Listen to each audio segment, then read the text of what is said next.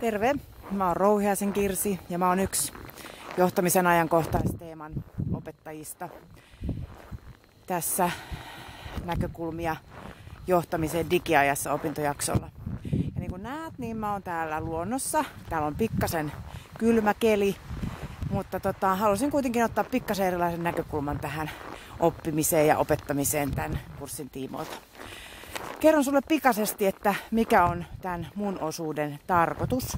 Ja niin kuin huomaat, niin mä kävelen takaperin. Toivottavasti mulle ei tapahdu mitään, mutta mä toivon, että sä tällä kurssilla, opintojaksolla, niin ottaisit sen näkökulman, että sä haluat mennä eteenpäin ja kävellä etuperin. Mutta muutama asia, minkä haluan tässä johdantona sanoa, on, että miksi tämä mun teema avoimuus on just nyt niin tosi tärkeää, niin johtuu siitä, että koko tämä meidän yhteiskunta on tavallaan sellainen vähän niin kuin erilaisessa jamassa ja sitten sen myötä tietysti varsinkin organisaatiot on huikeiden haasteiden edessä ja se avoimuus on yksi ihan A ja O tässä. Ja sen takia niin toivon, että tarkastellaan nyt tätä teemaa sitten yhdessä. No, mistä tämä johtuu, niin voisi sanoa tietysti sitä tietoa meillä on niin kuin joka puolella. Meillä on, 10 vuotta sitten puhuttiin infoähkystä, mutta mitä se sitten nyt on, kun silloin se jo oli infoähky, koska nythän me suorastaan hukutaan kaikkeen tietoon. Ja sitten on kuitenkin niin kuin toisaalta se tiedon saaminen, niin se on mahdollistanut monenlaisia isojakin muutoksia erilaisissa yhteiskunnissa ja varsinkin sitten organisaatioissa. Ja sikäli on sanottava, että tieto itsessään niin ei ole enää valtaa, vaan valta kasvaa tietoa jakamalla. Miettikää, siinä on aika iso viisaus. Sitten tämä meidän tasa-arvoinen yhteiskunta, tietysti Suomessa meillä on jo pitkä historia, mutta maailmanlaajuisesti jos ajatellaan, niin ollaan menty ihan erilaiseen, tai ei nyt erilaiseen, mutta on menty koko ajan tasa-arvoisempaan suuntaan. Ja kyllä meillä vielä Suomessakin on paljon organisaatioista, jossa on sitä hierarkiaa ja yhteiskunnassakin löytyy hierarkiaa. Mutta sen semmoisen suuremman luokan autoritäärisyyden aika on kyllä ohitse ja tilalle on astunut semmoinen dialoginen ja valmentava ja tukeva johtajuus ja siinä sitten toisaalta toisena osapuolena niin työntekijä, niin hänen sitten odotetaan olevan aktiivinen ja avoin.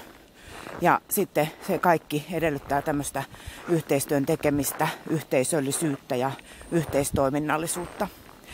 Ja sitten lisäksi tässä näin kuviossa on myös mukana tämä eettisyys, että miten toimitaan.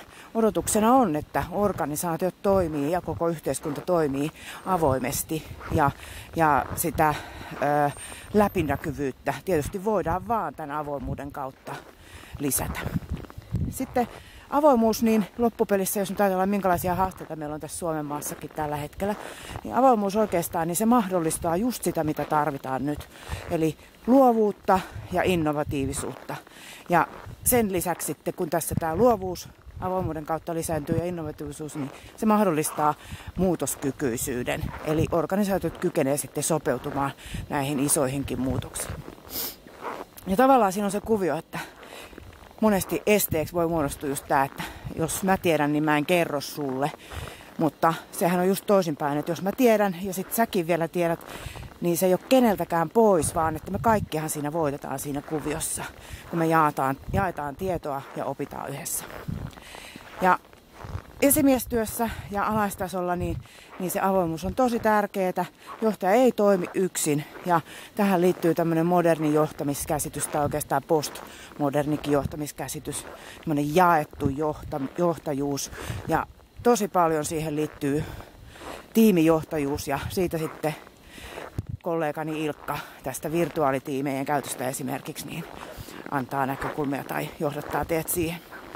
Ja tämän mun asuuden kautta niin tavoitteena on, että sä oppisit määrittelemään sitä avoimuutta, kohtaamaan toisia ihmisiä, toimimaan itse avoimesti työyhteisössä, vuorovaikuttamaan avoimin mielin. Koska mitä sä oikeastaan häviät, jos sä kokeilet. Ja sitten toisaalta niin myöskin niin pyrin auttamaan teitä mun tehtävän kautta havainnoimaan työyhteisön toimintaa, sen toiminnan esteitä ehkä ja etsimään niitä työkaluja sen avoimuuden lisäämiseksi ja läpinäkyvyyden lisäämiseksi. Ja mun tehtävän pääset klikkaamaan auki ja siitä sitten odotan mielenkiinnolla, innolla teidän blogikirjoituksia.